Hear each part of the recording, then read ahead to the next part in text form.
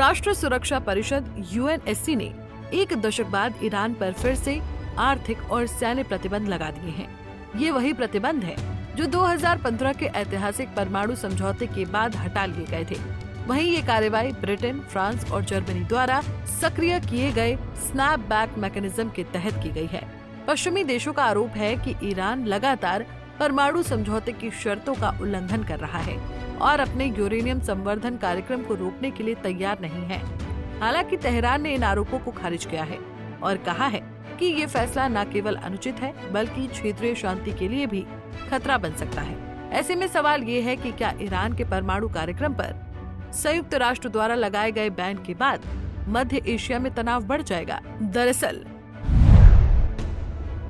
2015 में हुए समझौते JCPOA का मुख्य उद्देश्य था ईरान को परमाणु हथियार बनाने से रोकना और उसके बदले उस पर लगे अंतर्राष्ट्रीय आर्थिक प्रतिबंधों को हटाना। वहीं समझौते के तहत ईरान को अंतर्राष्ट्रीय निरीक्षकों को अपने परमाणु ठिकानों का निरीक्षण करने देना था। इसके साथ ही यूरेनियम संवर्धन को सीमित करना था और हथियारों से जुड़ी गतिविधियों पर रोक लगानी थी। लेकिन पिछले कुछ वर्षों में अमेरिका और इजराइल द्वारा ईरानी ठिकानों पर हमले और बढ़ते तनाव के बाद ईरान ने निरीक्षण की अनुमति से इनकार कर दिया। इसके बाद यूरोपीय देशों ने माना कि ईरान अब समझौते की शर्तें पूरी नहीं कर रहा है और स्नैपबैक प्रक्रिया शुरू की।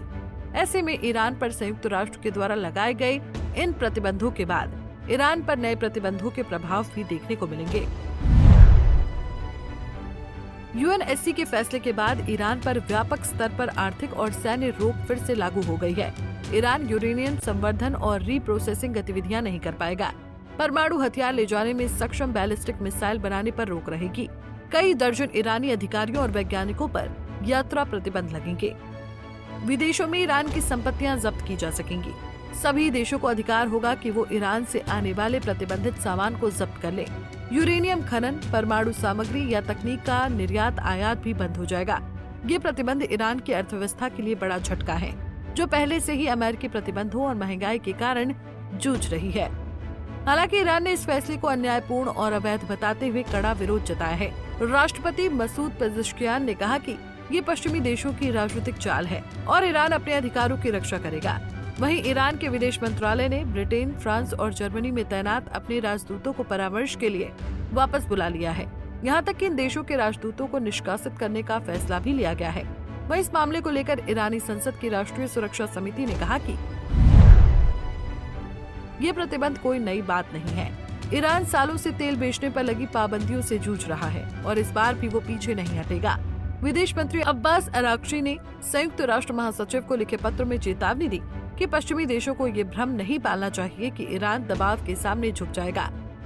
इसके अलावा रूस और चीन, जो JCPOA के हिस्सेदार थे, उन्होंने इन प्रतिबंधों की आलोचना की है।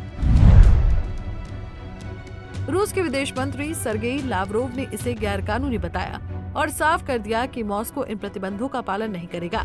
चीन ने भी कहा है कि ऐसे कदम क्षेत्रीय तनाव को और बढ़ाएंगे। वहीं सिर्फ यही नहीं, दोनों देशों ने सुरक्षा परिषद में इस फैसले को टालने की कोशिश की थी, लेकिन पर्याप्त समर्थन नहीं मिलने पर ये लागू हो गया। ऐसे में एक ओर जहां कुछ देश इस फैसले से आहत दिखे, तो वहीं इजराइल ने इस फैसले का स्वागत किया है और कहा है कि ये सही समय पर उठाया गया कदम है। उसका कहना है कि ईरान को परमाणु हथियार हासिल करने से रोकने के लिए हर कदम उठाना जरूरी है। वहीं अमेरिका ने भी इसे आवश्यक बताते हुए कहा कि अब समय आ गया है कि ईरान ईमानदारी से प्रत्यक्ष वार्ता करे। यूरोपीय देश अब भी बातचीत के लिए तैयार है, लेकिन उन्होंने साफ कहा है कि वो ऐसा तभी करेंगे जब ईरान अपने कार्यक्रम पर पारदर्शिता दिखाए। बहरहाल संयुक्त राष्ट्र का ये कदम सिर्फ ईरान ही नहीं बल्कि पूरे मध्य पूर्व के लिए बड़ा संदेश है। ये कदम ये दिखाता है कि वैश्विक शक्तियां किसी भी देश को परमाणु हथियार हासिल करने की ओर बढ़ने नहीं देंगी।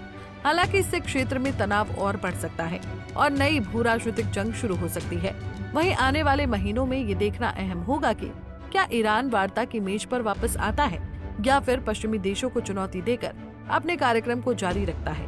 फिलहाल एक बात तो तय है कि ये फैसला सिर्फ परमाणु कार्यक्रम पर रोक नहीं है, बल्कि मध्य पूर्व की राजनीति में नए शक्ति संतुलन की शुरुआत भी है।